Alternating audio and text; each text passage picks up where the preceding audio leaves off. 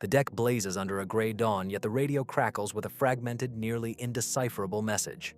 Carrier group. Coordinates lost. Enemy closing fast. A photograph, smudged and torn, shows a massive American aircraft carrier dwarfed by a swarm of enemy destroyers closing in, yet somehow unscathed. How could a single ship withstand such an onslaught? The paradox is glaring. These floating fortresses, colossal and vulnerable by design, repeatedly survived what should have been their annihilation. What secret built this invisible shield, bending the harsh calculus of naval warfare? Why did enemy intelligence repeatedly fail to predict the carrier's resilience, as if a hidden hand was rewriting the rules of engagement? In the shadowed halls of naval design bureaus during the 1930s, a small cadre of engineers and strategists wrestled with a stark reality. Battleships were becoming obsolete. The emergent doctrine prioritized air power, but the concept of a floating airbase was riddled with doubts. Among scattered blueprints and faded memos lies a curious artifact, a detailed schematic of the island superstructure mounted off-center on the flight deck. This was not merely a command post, it was the heart of a revolutionary defensive system.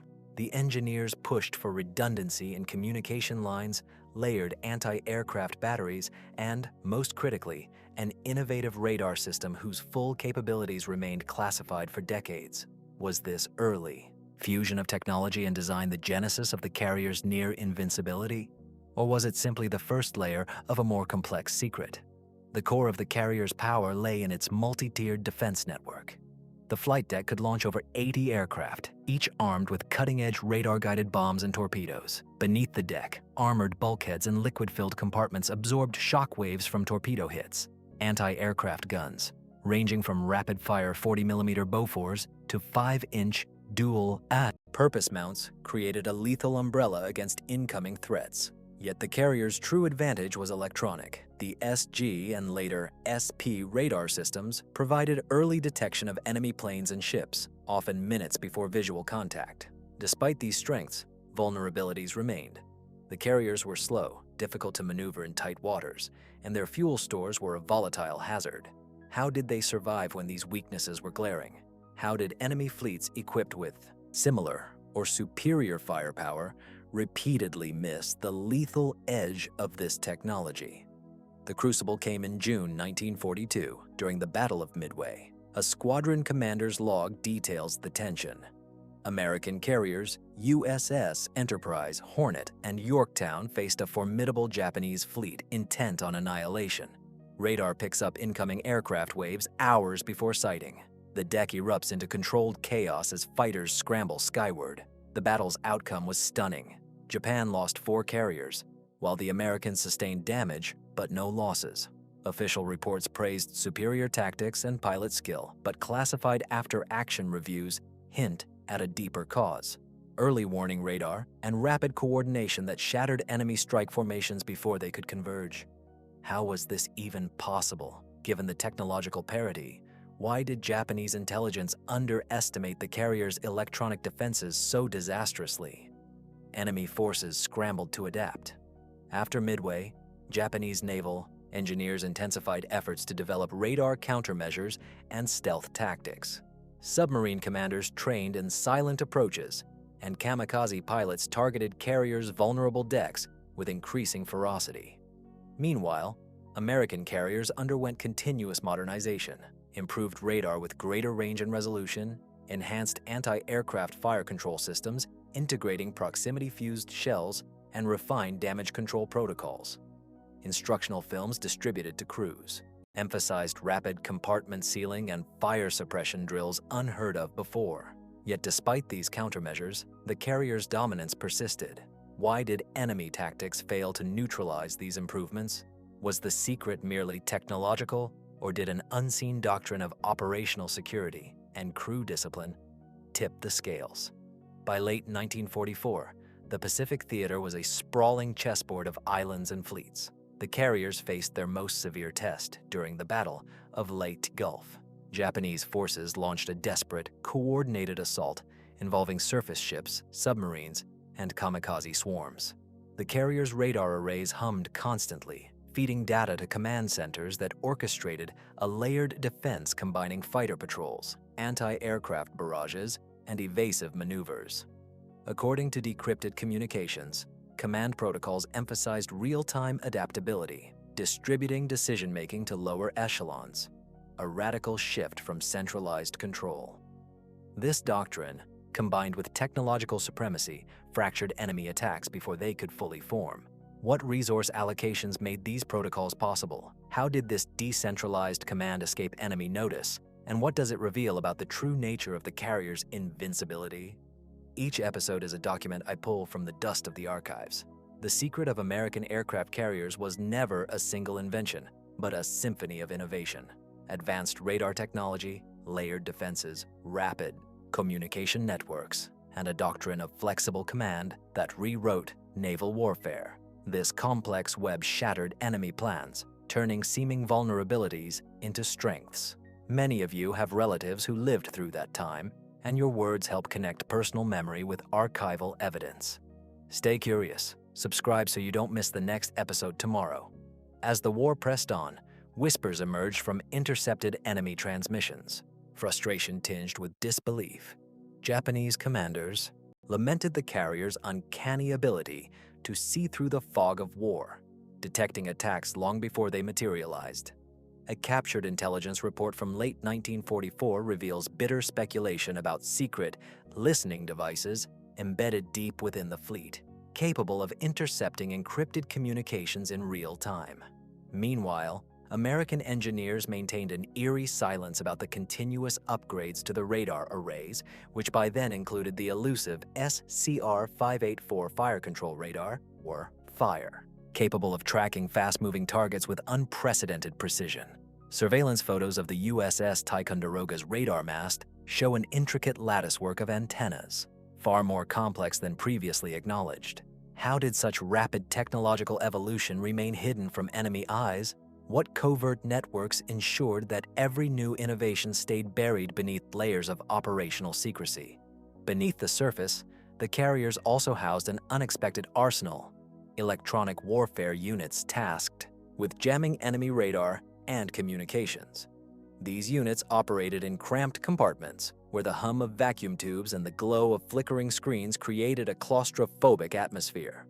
According to a declassified operator's diary, these specialists could disrupt incoming enemy signals, creating confusion and blinding enemy targeting systems just moments before an attack.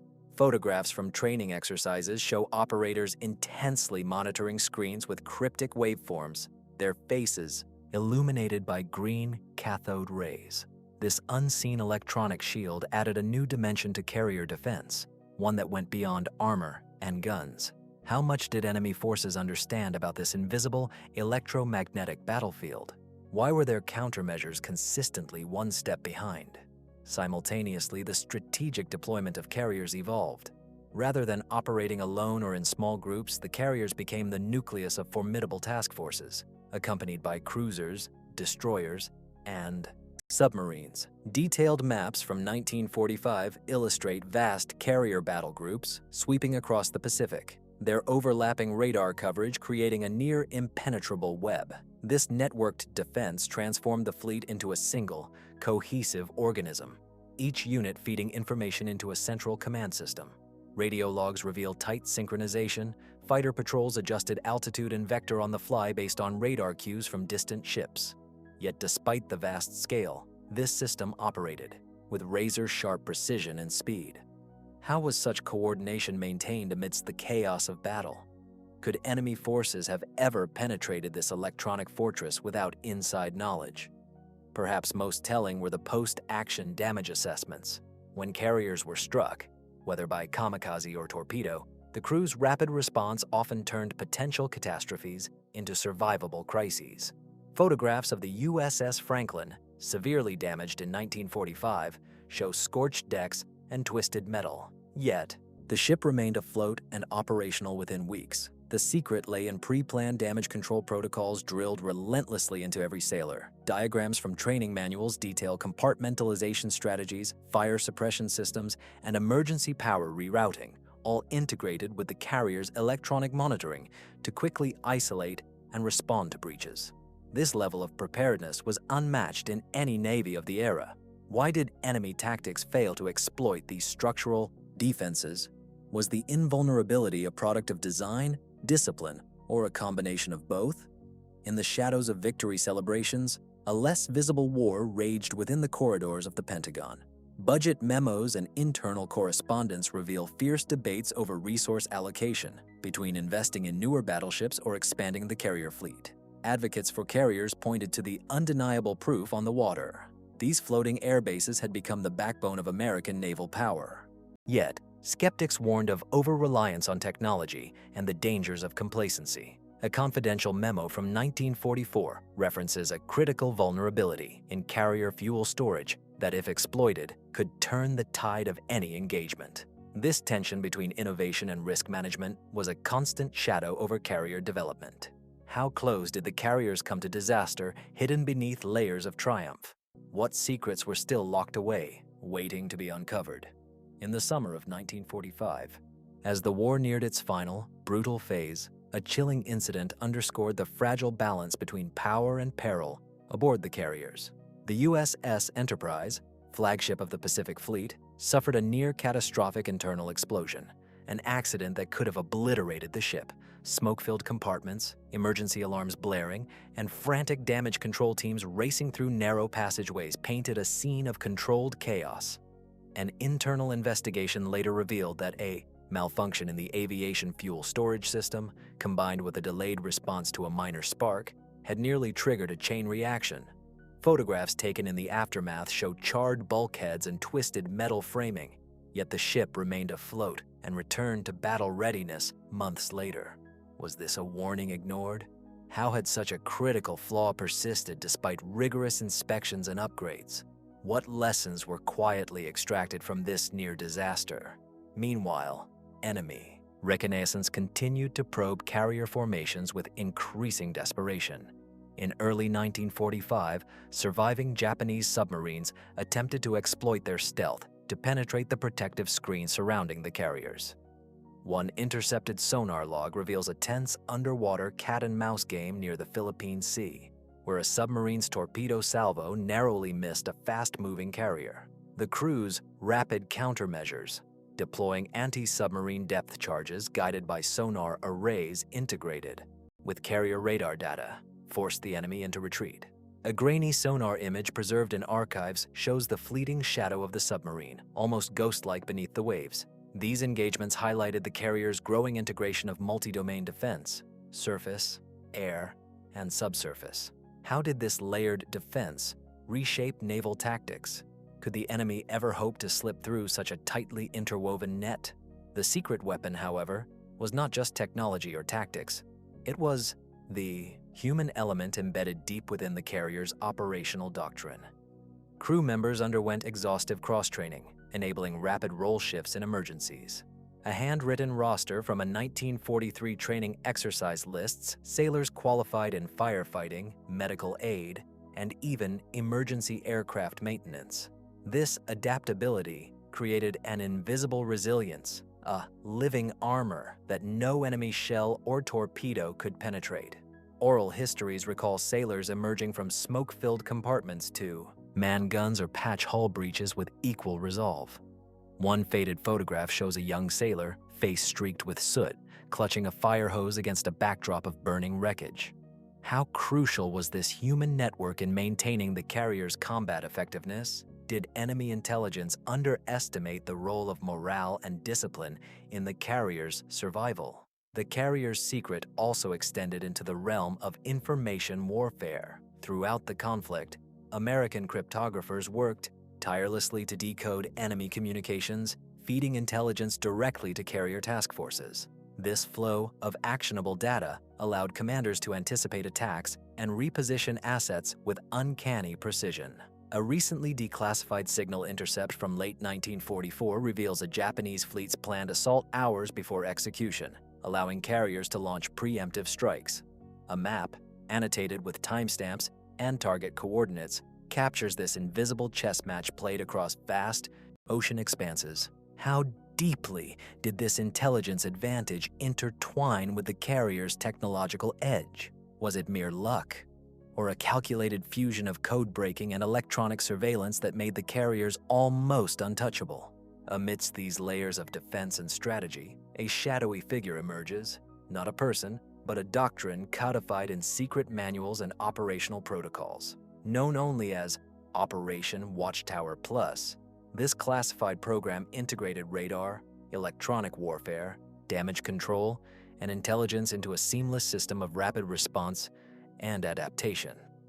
The manuals, stamped top secret and stored in vaults, outlined contingency plans for every imaginable threat scenario.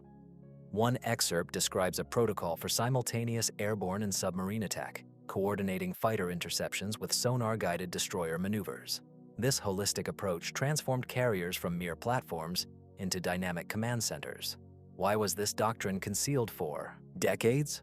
What did it imply about the evolving nature of naval warfare, and how did it shatter the old paradigms of sea power? In the immediate post-war years, as the world grappled with the dawn of nuclear power and jet aviation, the legacy of the American aircraft carrier's secret rapidly evolved. Newly declassified engineering blueprints reveal the gradual integration of advanced radar systems with emerging computer technologies, primitive by today's standards, but revolutionary at the time. The carriers were no longer just floating airbases. They became mobile command hubs capable of processing vast streams of data in real time. A black and white photograph from 1947 shows a dimly lit operations room filled with bulky consoles and operators interpreting flickering screens. This fusion of human judgment and machine calculation extended the carrier's reach and reaction speed beyond anything previously imaginable. How did this transformation redefine naval power projection in the early Cold War? What hidden threads connected these wartime breakthroughs to modern maritime dominance? Behind the scenes, the institutional memory of the carrier's wartime secret was carefully preserved and fiercely protected. Internal Navy memos from the late 1940s emphasized the critical importance of maintaining electronic warfare superiority and damage control excellence. The carrier's near invincibility was credited not just to technology, but to the culture of innovation and discipline forged in battle veterans' testimonies, collected decades later, speak of a shared understanding that every sailor was a guardian of this legacy, a human firewall against complacency and surprise. A faded group portrait of a carrier crew from 1946, faces stern yet proud, captures this ethos. How many secrets remain buried in these collective memories, locked away by time and silence? What lessons from this era still resonate in today's naval doctrines?